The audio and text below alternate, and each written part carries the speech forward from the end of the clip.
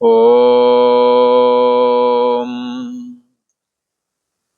श्री योग वासिष्ठ के उपशम प्रकरण में श्री वशिष्ठ जी महाराज बोले, हे राम जी, प्रहलाद जी आत्म तत्व का अनुसंधान करते हुए कहते हैं कि ये जो पवन है, पवन में जो स्पंद रूपता है, हाँ, पवन में स्पंदन होता है, चलता रहता है। डालियां पेड़ों की देखो हिलने लगती हैं, कपड़ा हवा में पड़ा है तो हिल रहा है। तो कैसा है? पवन स्पंदन रूप है, क्रियात्मक है, फूर्णात्मक है। तो यहाँ कहते हैं कि पवन में जो स्पंद रूप है उससे भी मैं कैसा हूँ? इस पवन में स्पंदन का भी स्पंदन हूँ।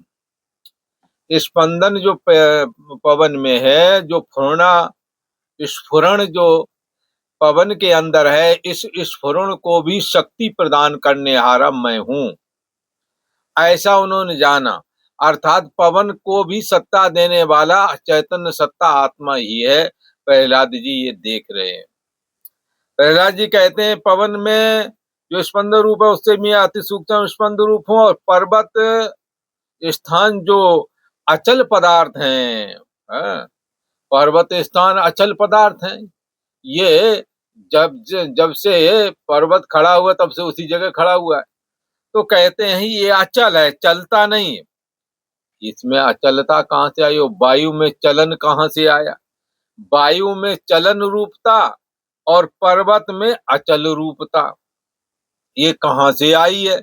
तो कहते हैं जो पवन है ना, ये पवन में चलन रूपता ये हमारी सत्ता से आ रही है, चैतन्य सत्ता आत्मा के प्रभाव से। जैसे कोई कहे बिजली में जब बल्ब लगाते हैं पीला वाला तो पीला उजाला आता है, लाल वाला लगाए तो लाल आता है, सफेद वाला लगाए तो सफेद आता है।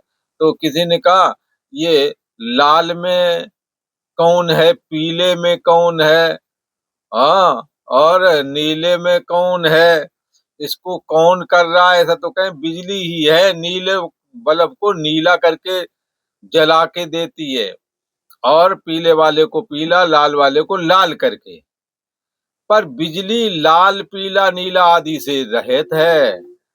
ऐसे ही चैतन्य सत्ता आत्मा जो चलन रूप क्रिया वाला वायु है, उसमें चलन रूप क्रिया पैदा कर रहा है, प्रकट कर रहा है, उसके लिए सत्ता दे रहा है।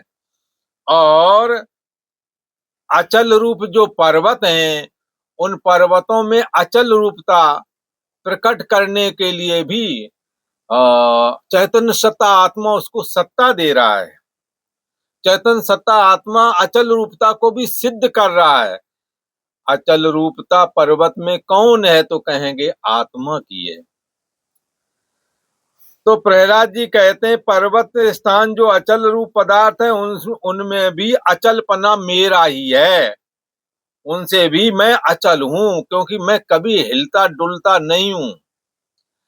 तो चैतन्य आत्मा सच्चिदानंद घन परम ब्रह्म परमात्मा अचल है और ठसा ठस है, घन है, घन रूप है। घन रूप मतलब उसमें कहीं सुई डालने की भी गुंजाइश नहीं है। आनंद घन, सत घन, चित्त घन, नित्यानंद, नित्य आनंद है।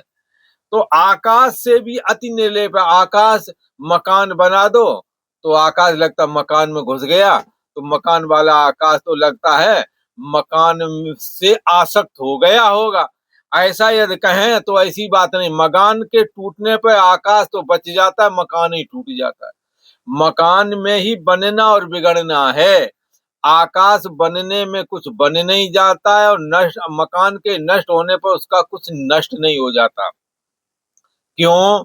क्योंकि आकाश निर्लेप है।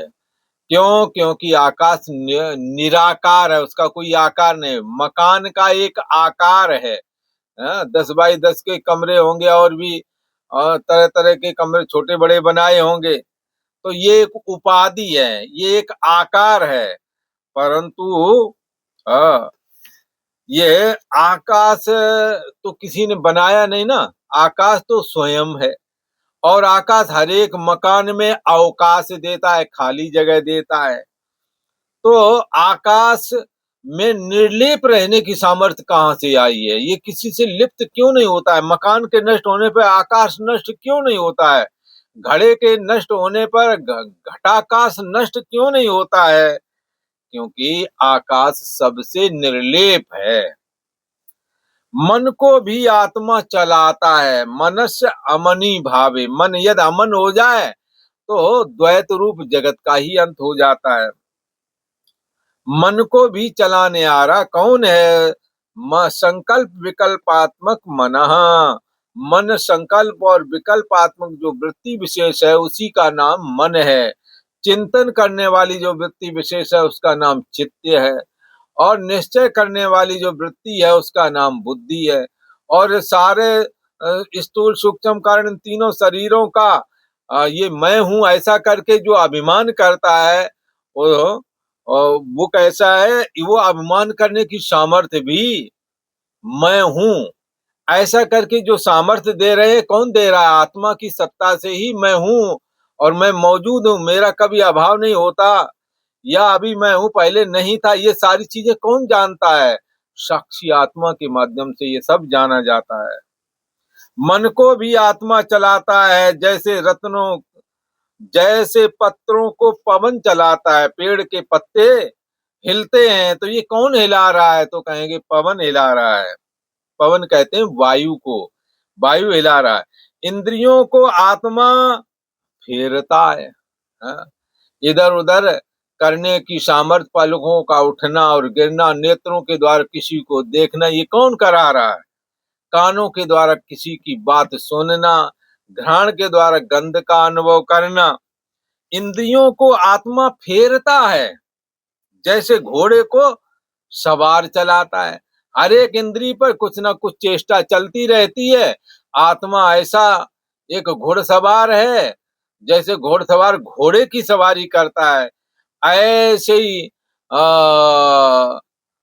ये चैतन्य सत्ता आत्मा हर एक इंद्रिय मन के माध्यम से या बुद्धि के थ्रू मन के माध्यम से समस्त इंद्रियों के विषयों का उपभोग करता है, सब पर सवारी करता है।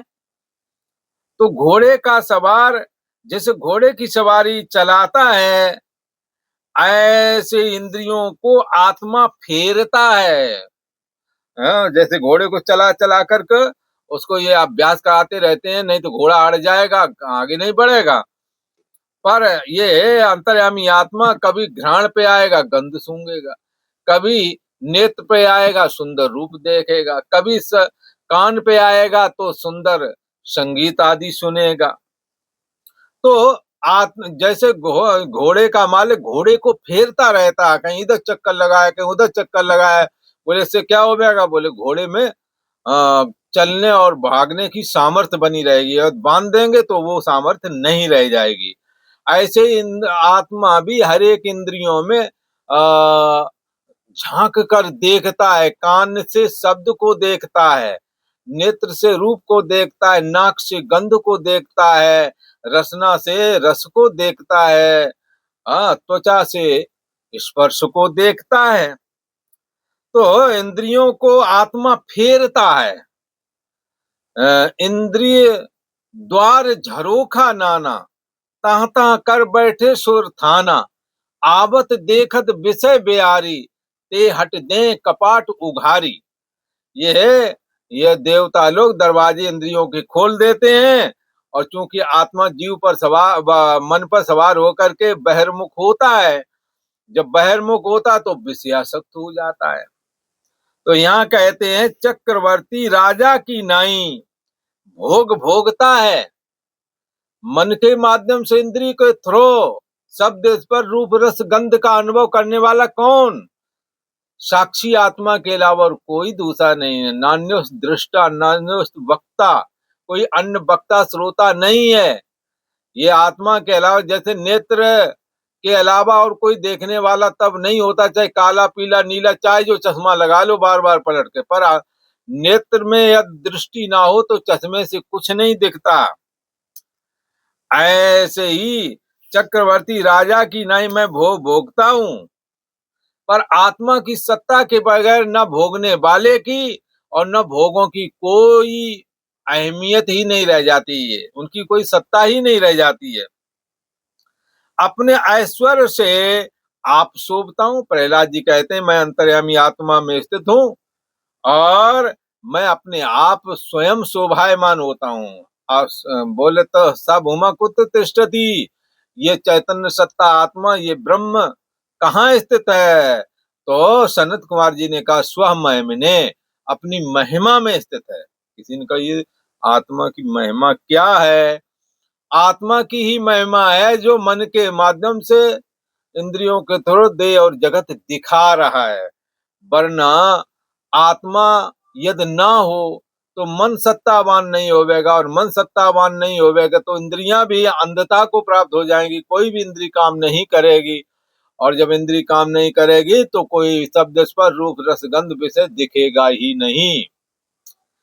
इसलिए कहा राजा चक्रवर्ती की नाई जैसे भोग भोगता है, राजा चक्रवर्ती राजा जो है भोग भोगता है, ऐसे ही ये अंतर्यामी आत्मा भी कभी श्रोत्र के साथ जुड़ करके, कभी घ्राण के साथ जुड़ करके, कभी त्वचा के साथ जुड़ करके और भोगों में लगा रहता है।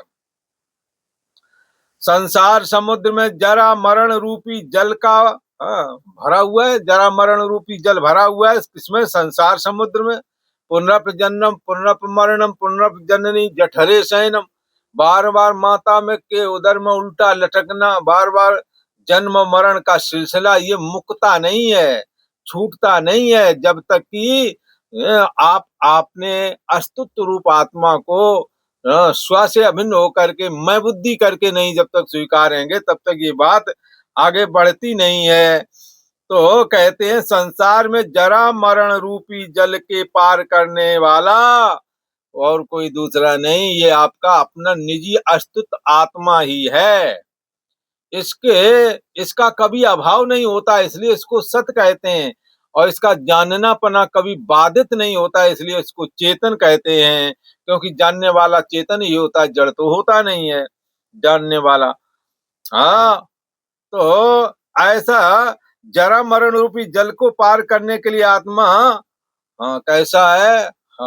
इससे जरा मरण खत्म हो जाता है, जब इसको जानेंगे तो ही जरा मरण रूप दुख दूर हो जाएंगे। यह सबसे सुलभ है, अपने आप से जाना जाता है और बांधव की नहीं प्राप्त होता है। जैसे बांधव सहज में जब जन्मे तो बांधवों को कहीं दिलाए थोड़े, वो वहीं मिल गए, और ये अंतर्यामी आत्मा बुद्धि के साथ ऐसा जुड़ा हुआ है जैसे अपने निजी बांधव जुड़े होते हैं। आत्मा शरीर रूपी कमलों के छिद्रों का भौरा है। शरीर में छिद्र कितने हैं? 9 दरवाजे वाला ये शरीर बोला जाता है। इस हटली में 9 दरवाजे, हटली छोड़ चला बंजारा, ऐसे गाना बहुत बढ़िया संत गाते हैं। तो यहाँ कहते हैं कि आत्मा शरीर रूपी कमलों के छिद्रों का भौरा है, कभी नेत्र रूपी छिद्र से आकर के देखता है, मन के माध्यम से, मन से जुड़ता है, बुद्धि में आभाषित होता तब मैं हूं होता, फिर मैं हूं होकर के मन संकल्प विकल्पात्मक मन से जुड़ जाता है, फिर उदान फिर ये दाहिने नेत्र पे आता है हृदय से, दाहिने नेत्र में निवास करता है। स्वप्न अवस्था में उदान नाम की वायु बैठ कर हृदय देश में चला जाता है, वहां स्वप्न देखता है।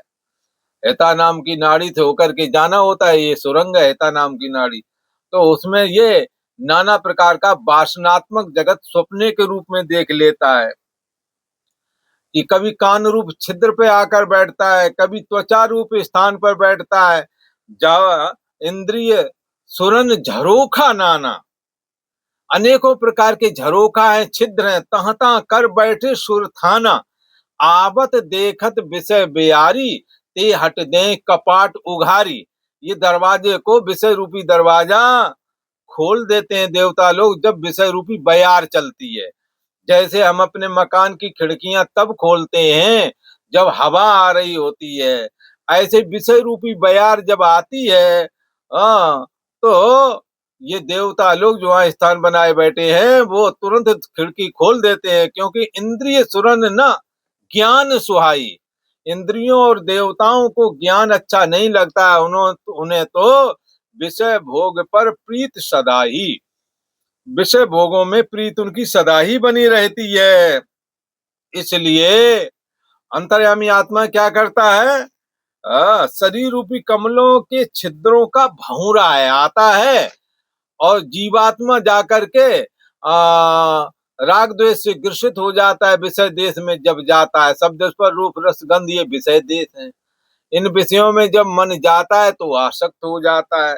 आसक्त हो गया मतलब बंध गया। परंतु अंतर्यामी आत्मा जाता तो है, पर न राग, मतलब न तो किसी से राग करता, न ही किसी से द्वेष करता, नित्य निर्लेप बना रहता है। आसक्ति और फलाकांक्षा से रह तो है ही है, पर उसमें राग और द्वेष नहीं, आसक्ति नहीं। तो यहाँ कहते हैं कि अपने आप से ये आत्मा कैसा है, सबसे सुलभ है और अपने आप से जाना जाता है। अपने आप से, जैसे आप अपना चेहरा अपनी आंखों के द्वारा ही दर्पण के माध्यम से जानेंगे, जैसे ऐसे ही आप अपने अंतर्यामी आत्मा रूप स्वरूप को मन के माध्यम से, जैसे दर्पण माध्यम बना है ये वाला मुख देखने के लिए, ऐसे ही साक्षी आत्मा को जानने के लिए मन रूप दर्पण चाहिए। इसलिए एक तो मन रूप दर्पण तुम्हारी अपनी मैं है, और फिर साक्षी आत्मा तो शुद्धमय है। तो अपने आप से, अपने आप से, तो अपना आप कौन वाला अपना आप, मन वाला अपना आप। एक मन वाली मैं है ना जो इस समय काम करी, मन वाली मैं, आत्मा वाली मैं जब जानोगे, उसमें जियोगे, तब जीवन मुक्त खत्म, वो जन्म जन्म मरण जरा बुढ़ापा आदि का चक्कर खत्म हो जाता है। ये सबसे सुलभ है और अपने आप से जाना जाता है मन के माध्यम से। मन और बांधवों की नहीं प्राप्त हुआ है। यहाँ जो छिद्र अनेकों, वहां पर ये सदा ही विषयों के भोगने के लिए मन के माध्यम से ये जाता है और जानता रहता है, पर किसी विषय को ये खाता नहीं। ये शरीर रूपी वृक्ष के अंदर जो राग द्वेष से प्रेरित पाप का फल दुख और पुण्य का फल सुख जो प्राप्त होते हैं, तो जीवात्मा तो खाता है, पर महान ये ईश्वर उसको जानता रहता है, वो खाता नहीं है। तो जबकि शरीर रूपी कमलों के छिद्रों का ये आत्मा भौरा है, हर एक जगह पर आत्मा की सत्ता चाहिए। सत्ता के बगैर कोई भी इंद्रिय किसी प्रकार का कार्य नहीं कर सकती। बिना खेचे बुलाए सुलवा करके प्राप्त हो जाता। जो कोई अल्प भी उसको बुलाता तो उसी क्षण उसके सम्मुख होता है। थोड़ा भी आत्मा का ध्यान करें, क्षण भर में भी, क्षण मात्र भी यदि कोई ध्यान करता है आत्मा को, तो करोड़ों जन्मों के पाप नष्ट हो जाते हैं। इसमें कोई संशय नहीं करना। जिस समय आप आत्मा को स्मरण करोगे, आत्मा उसी क्षण तो आपके सम्मुख होता है। इसमें कोई संशय और विकल्प है ही नहीं। वह निष्कलंक और परम संपदावान है और सदा स्वस्थ रूप है।